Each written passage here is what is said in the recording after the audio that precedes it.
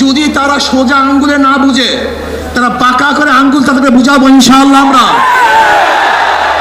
আমি আজকে প্রস্তাব দেব আয়োজক কমিটির থেকে, আপনার স্বল্প একটা সংখ্যক স্বরাষ্ট্রমন্ত্রীর সাথে যোগাযোগ করুন, বৈঠক করুন, স্বরাষ্ট্রমন্ত্রীর সাথে বৈঠক করুন, এমনকি মাননীয় প্রধানমন্ত্রীর সাথে বৈঠক করুন। হিজবুত তাওহীদকে আমরা কেন বন্ধ করতে চাই এটা তাদেরকে বলেন, বুঝান। যদি আপনারা তাদেরকে বুঝান, আমি মনে করি অবশ্যই বুঝতে বাধ্য হবে। সংগ্রামী উপস্থিতি, এ পর্যায়ে আপনাদের সামনে বক্তব্য নিয়ে আসছেন সারা বাংলাদেশের বাতিলের অন্যতম আতঙ্ক, বাংলার জিন্দা শাহজালাল, নায়েবে আমিরুল মুজাহিদিন, ইসলামী আন্দোলন বাংলাদেশের কেন্দ্রীয় সিনিয়র নায়েবে আমির আল্লামা মুফতি মোহাম্মদ ফয়জুল করিম, মুফতি মোহাম্মদ ফয়জুল করিম শাইখে চরমোনাই।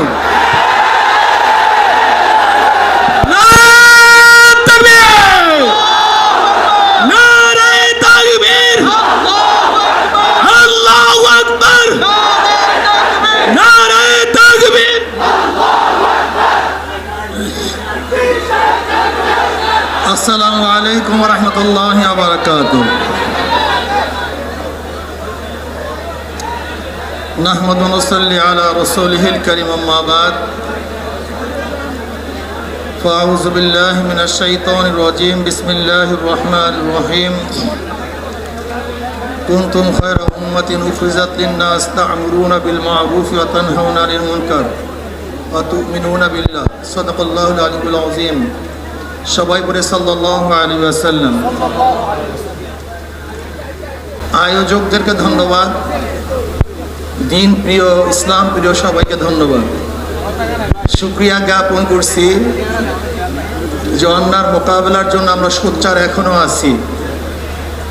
যতদিন পর্যন্ত মুমিন মুসলমানরা অন্যায় প্রতিবাদ করবে, ততদিন পর্যন্ত গোটা দুনিয়ার থেকে ইসলাম মুসলমানকে ধ্বংস করার ক্ষমতা কেউ রাখবে না, ধ্বংস করতে পারবে না।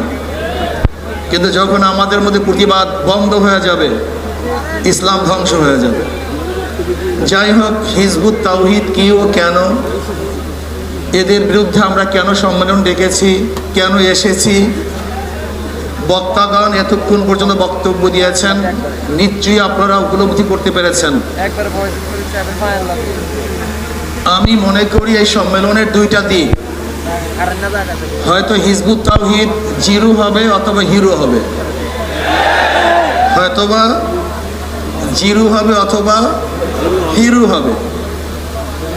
যদি সম্মেলন থেকে কোনো রেজাল্ট আমরা অর্জন করতে না পারি, তাহলে এই সম্মেলন মনে করবেন পুরা হিজবুত তাওহীদের পক্ষে চলে গেছে, সে ফেমাস হয়ে যাবে। আন্তর্জাতিক ইসলামের দুশ্মনেরা তাকে লুপে নিবে, তাকে ইসলামের বিরুদ্ধে কাজে লাগাবে, ইসলামের বিরুদ্ধে যত প্রকার ষড়যন্ত্র আছে তার মাধ্যমে করাবে। যদি এই সম্মেলন তার বিরুদ্ধে কোনো অ্যাকশনে যেতে না পারি, তাহলে গোটা সম্মেলনটা হিজবুত তাওহীদের পক্ষে, এটা আগে মাথার মধ্যে নিতে হবে। আর যদি হিজবুত তাওহীদের বিরুদ্ধে কোনো অ্যাকশনে যেতে পারি, হিজবুত তাওহীদকে বন্ধ করতে পারি, ওর মুখোশ উন্মোচন করতে পারি, সরকারকে মেসেজ দিতে পারি যে অবশ্যই হিজবুত তাওহীদকে বন্ধ করতে হবে, নয়তো এই জনগণকে কোনো অবস্থাতেই থামিয়ে রাখা যাবে না, তাহলে হিজবুত তাওহীদ জিরো হবে। আমি মনে করি আমাদের ওলামায়ে কেরামরা বাতিলের বিরুদ্ধে বারবার আন্দোলন করেছে, কিন্তু সাকসেসের ধারাটা আমাদের ফান্ডে খুবই কম। কাদিয়ানীদের বিরুদ্ধে দীর্ঘদিন পর্যন্ত আন্দোলন করেছি, কিন্তু নিষিদ্ধ করতে পারি নাই। বাতিলদের বিরুদ্ধে বিভিন্ন সময় আন্দোলন করেছি, কিন্তু এখনো বন্ধ করতে পারি নাই। কবর পূজারী, মাজার পূজারীর বিরুদ্ধে হাজারো আন্দোলন করেছি, কিন্তু এখনো বন্ধ। এর কারণটা কি একজন চিন্তা করেছেন? এখানে যে লোক আছি, এই লোকেরা আজকে স্টেজে যে ওলামায়ে কেরাম আছেন এবং আমরা যারা উপস্থিত আছি, আমরা সরকারের কাছে কোনো দাবি করবো আর সরকার মানবে না, এটা হতে পারে না, এটা বাংলাদেশে হতে পারে না। তার মানে আমরা দাবি উপস্থাপন করতে পারি না, দাবি আদায় করতে পারি না। এই জন্য সরকার আমাদের কথাকে গ্রহণ করেন না, গুরুত্ব দেন না। আমি আজকে প্রস্তাব দেব আয়োজক কমিটির থেকে, আপনার স্বল্প একটা সংখ্যক স্বরাষ্ট্রমন্ত্রীর সাথে যোগাযোগ করুন, বৈঠক করুন, স্বরাষ্ট্রমন্ত্রীর সাথে বৈঠক করুন, এমনকি মাননীয় প্রধানমন্ত্রীর সাথে বৈঠক করুন। হিজবুত তাওহীদকে আমরা কেন বন্ধ করতে চাই এটা তাদেরকে বলেন, বুঝান। যদি আপনারা তাদেরকে বুঝান, আমি মনে করি অবশ্যই বুঝতে বাধ্য হবে। যদি তারা সোজা আঙ্গুলে না বুঝে, তারা বাঁকা করে আঙ্গুল তাদেরকে বুঝাবো ইনশাআল্লাহ। আমরা আগে বুঝান তাদেরকে, তারা বুঝতে বাধ্য হবে যে তাদের বিরুদ্ধে আমাদের কোনো শত্রুতা নেই। তারা ইসলামের দুশ্মন, আমাদেরও দুশ্মন। ইসলামের যারা বন্ধু হবে তারা আমাদের বন্ধু হবে। এই জন্য আমি প্রস্তাব করব স্বরাষ্ট্রমন্ত্রীর সাথে একটা বৈঠক করা হোক, অথবা প্রাইম মিনিস্টারের সাথে বৈঠক করা হোক। এরপরেও যদি সরকার এই ওলামায়ে কেরামের, তাওহীদি জনতার কথাকে গুরুত্ব না দেয়, তাহলে সরকারকে কিভাবে গুরুত্ব দিতে হয় সেই ব্যবস্থা আমরা গ্রহণ করবো ইনশাআল্লাহ। তারা ভাইয়েরা আমার, আমরা ঐক্যবদ্ধভাবে যদি এই হিজবুত তাওহীদের এই বেঈমান ওর বিরুদ্ধে আন্দোলন করি, সংগ্রাম করি, তাহলে বাংলাদেশে কোনো জায়গায় কাজ করবে এরকম কোনো জায়গা বাংলাদেশে ওর জন্য থাকবে না।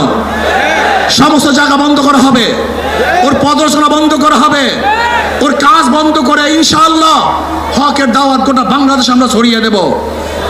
যদি ভবিষ্যতে আপনাদেরকে আবারও ডাক দেওয়া হয়, অবশ্যই ইনশাআল্লাহ আজকে যেরকম আগ্রহ করে এখানে এসেছেন, ভবিষ্যতে আসার জন্য প্রস্তুত থাকতে হবে।